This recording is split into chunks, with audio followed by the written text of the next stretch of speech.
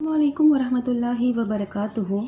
हज़रत आयशा रज़ी अल्लाह अन्हा कहती हैं कि एक मर्तबा नबी करीम सल्लल्लाहु अलैहि वसल्लम से कुछ यहूद मिलने आए।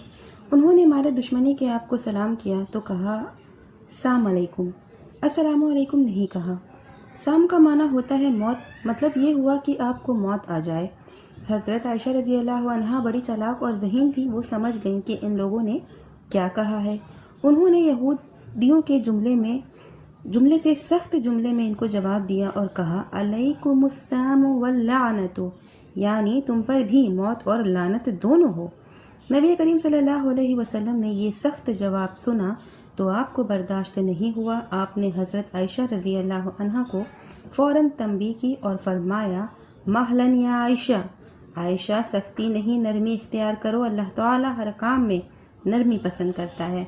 तो ये थी हदीस जो मैंने अभी आपको सुनाई हूँ सही बुखारी की।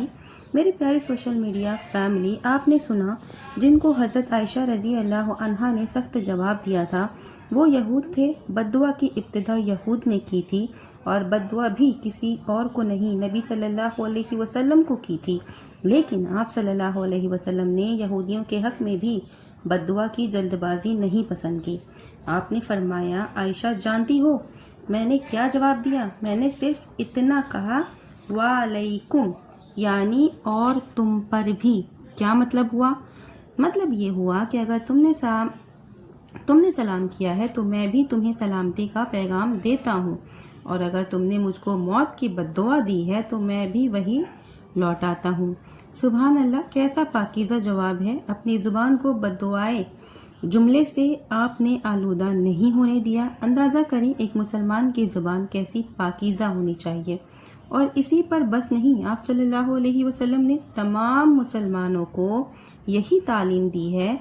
आपने फरमाया इज़ा सल्लमा अलैकुम अहलुल किताबे फ़कुलू व अलैकुम।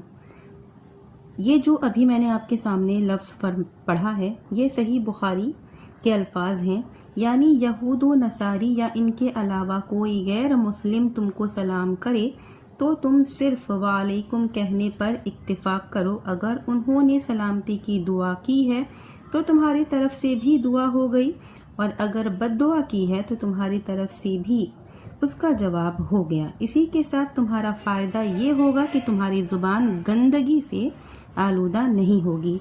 मेरी प्यारी सोशल मीडिया फैमिली, इससे बेहतर और पाकीज़ा तालीम आप दुनिया के किसी दीन और धर्म में नहीं पा सकते। ज़ुबान की हिफाजत मुसलमान की पहचान है।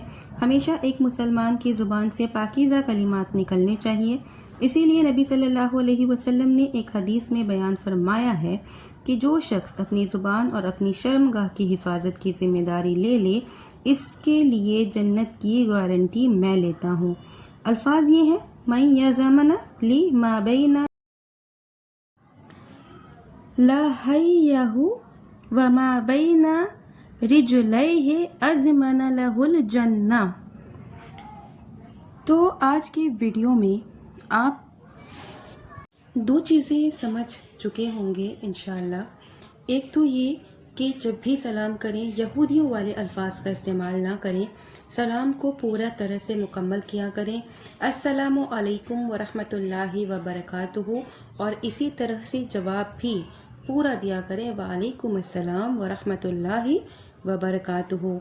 अब एक चीज़ और जो दूसरी आप समझें इस हदीस से कि बद्दुआ आजकल बहुत छोटी छोटी सी बात में, छोटी छोटी सी चीज़ में, छोटी छोटी सी लड़ाइयों में एक दूसरे को बद्दुआ दे देना, एक दूसरे को बुरा भला कहना, ये सब चीज़ों से हमें बचना चाहिए। कभी भी किसी को बद्दुआ नहीं देनी चाहिए। बहुत हद तक अपने आप को कंट्रोल करना चाहिए। बद्दुआ ये बहुत बड़ी चीज़ होती है।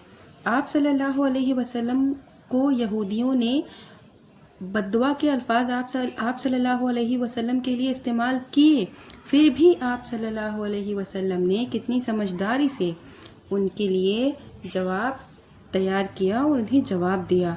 तो इससे हमें समझदारी का सबूत मिलता है। हमें कभी भी गुस्से में या जोश में आकर के गलत लफ्ज़ों का इस्तेमाल नहीं करना चाहिए। तो जी आज की वीडियो में ज़्यादा लंबी नहीं करूँगी। आखिर में अल्लाह ताला से दुआ करती हूँ कि या अल्लाह ताला हम तमाम मोमिन मुसलमानों को بد کلامی سے بچائے، کتاب و سنت پر چلنے کی توفیق عطا فرمائے، آمین۔ وآخر دعوانا ان الحمد للہ رب العالمین۔